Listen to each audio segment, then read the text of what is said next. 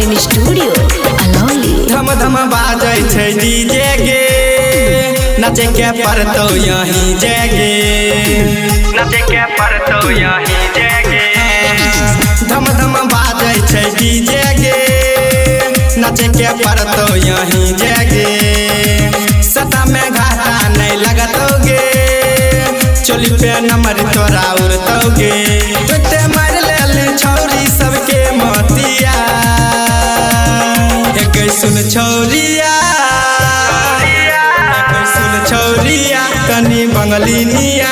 जदि नचबे तो देबो तोरा 2 रुपया, एक नचबे तो देबो तोरा 2 रुपया।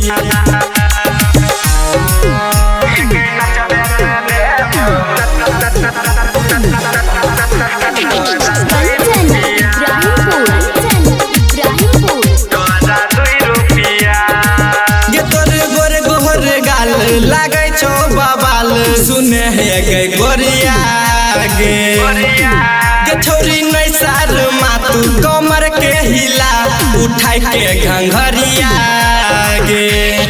आई के रात तोरा में काट लेबोगे, आ पांजा में धाक मजा मार लेबोगे। तो लागे छही खाटा मीठ छौरिया,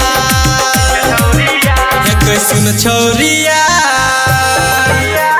सुन छौरिया तनी बंगलिनिया। जदि नचबे तो देबो तोरा 2 रुपया, एक नचबे तो देबो तोरा 2 रुपया।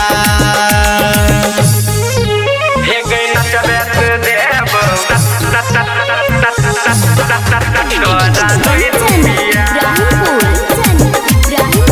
तोरा 2 रुपया।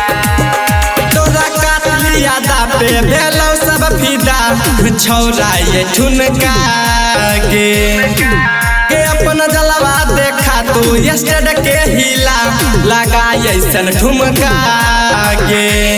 बन गेल मूड हम झाड़ देबोगे, एक लहंगा लखनऊ के पार देबोगे। डॉक्टर राजीव कुंदन का हो सच बतिया,